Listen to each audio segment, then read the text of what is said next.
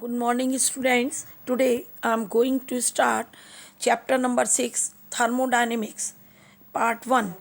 And the topic is thermodynamics. It is a branch of chemistry which deals with the quantitative relationship between the heat and the other forms of energies. And some important terms related to the thermodynamics. First of all, system. It refers to the part of the universe in which the observations are made. ये universe का वो part होता है जिसमें कि कोई observation दिखाई देता है. जब हम किसी टेस्ट ट्यूब में कोई रिएक्शन करते हैं तो जो टेस्ट ट्यूब है जहाँ की रिएक्शन हो रहा है that is called the system. Surrounding. The part of the universe other than the system is known as surroundings. System के अलावा जो पार्ट होता है यूनिवर्स का वो सराउंडिंग कहलाता है. Boundary. The wall that separates the system from the surrounding is called boundary. System को सेपरेट करने वाली वॉल सराउंडिंग होती है. Now types of systems. First of all, open system. In this system, the energy as well as matter can exchange between the system and surrounding. Closed system, the system in which only energy can be exchanged with the surrounding.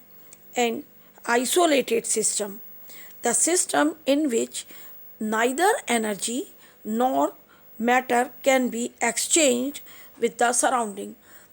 वो system जिसमें कि ना ही matter या energy दोनों surrounding के साथ exchange नहीं हो सकते हैं उसको हम आइसोलेटेड सिस्टम कहते हैं. Thermodynamic properties. First of all, intensive properties. The properties of the system which depend only on the nature of the matter but not on the quantity of the matter are called intensive properties like pressure, temperature, specific heat, etc. Thermodynamical वो properties जो कि nature of the matter पर depend करती हैं and उसकी quantity पर depend नहीं करती हैं उनको हम इंटेंसिव प्रॉपर्टीज़ कहते हैं. Like temperature, pressure, etc. Extensive properties. The properties of the system which are dependent on the quantity of the matter are known as extensive properties like internal energy, volume, enthalpy, etc. वो properties जो कि quantity of matter पर depend करती हैं उनको हम extensive properties कहते हैं. For example internal energy, volume, etcetera. Thermodynamic process. It is a operation which brings the change in the state of the system.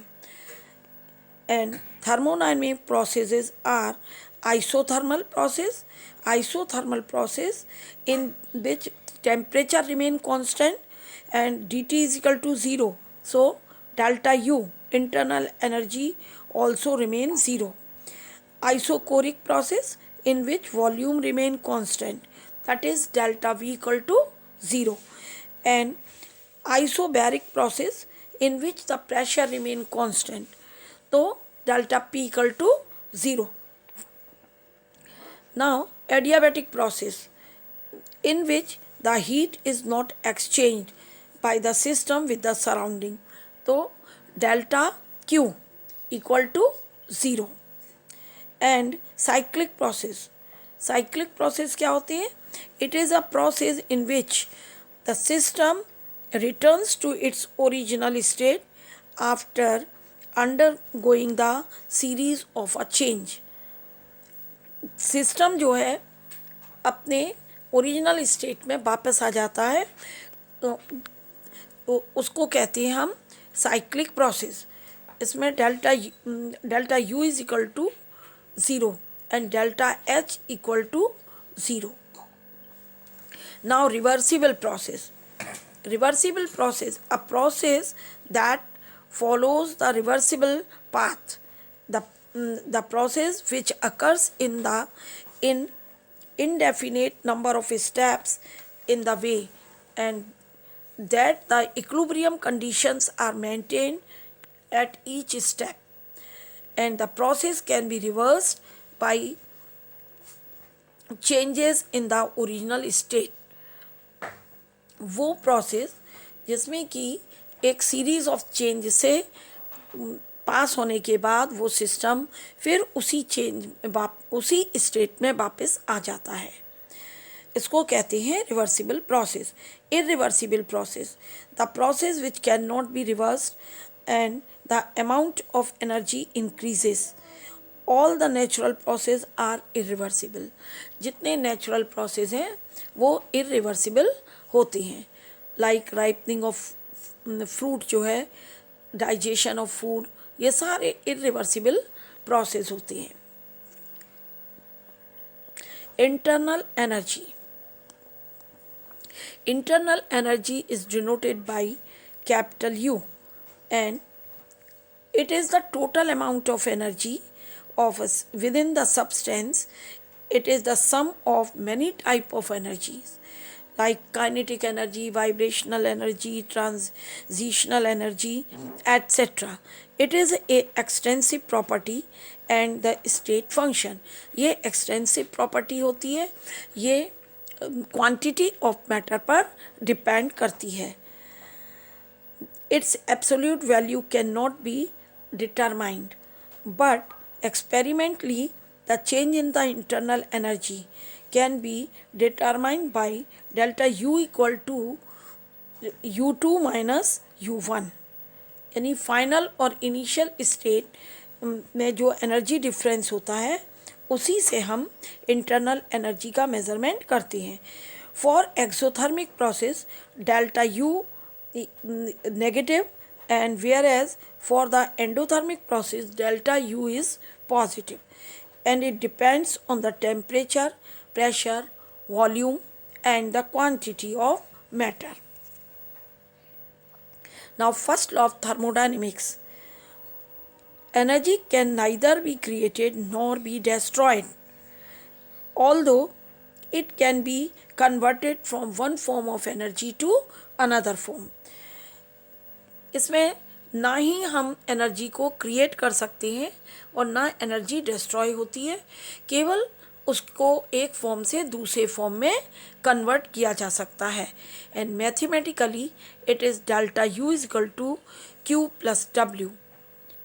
And sign convention, Q is positive when heat is supplied to the system, and Q is negative when heat is lost by the system, and W is positive, work done on the system, and W is negative when work done by the system, जब कोई system काम करता है. Now modes of transfer of energy. हम energy को किन forms में transfer कर सकते हैं. Heat, it is denoted by small q.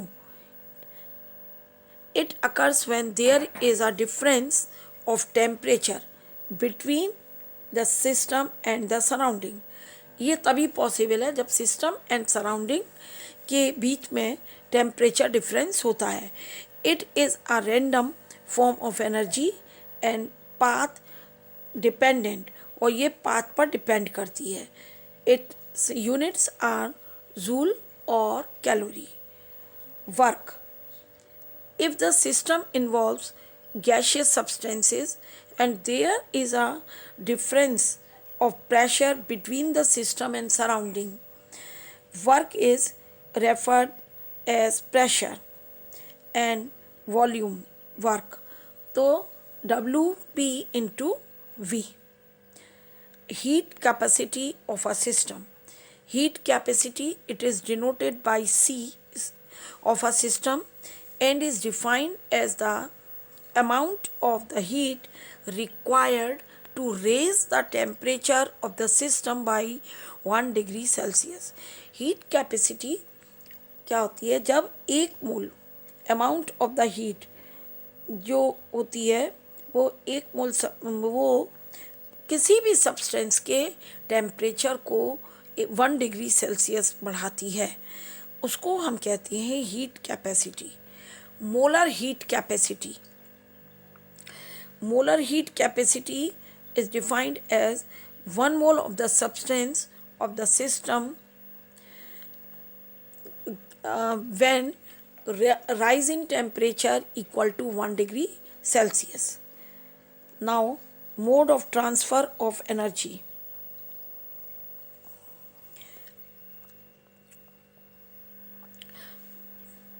So, molar heat capacity, it is heat capacity of 1 mole of substance of the system, and specific heat capacity, it is the capacity of 1 gram of substance of the system. इसमें Q equal to mc delta T, where m mass of the substance, C is the specific heat, and molar heat capacity at constant pressure, it is molar heat capacity at the constant pressure Cp, and molar heat capacity at constant volume Cv.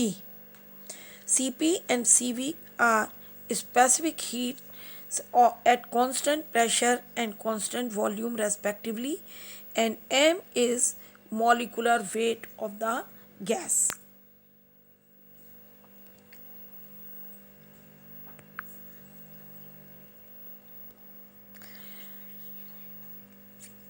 The molar heat capacity at constant volume Cv equal to 3/2 R, and the molar heat capacity at constant pressure Cp is equal to 3/2 R plus R equal to 5/2 R.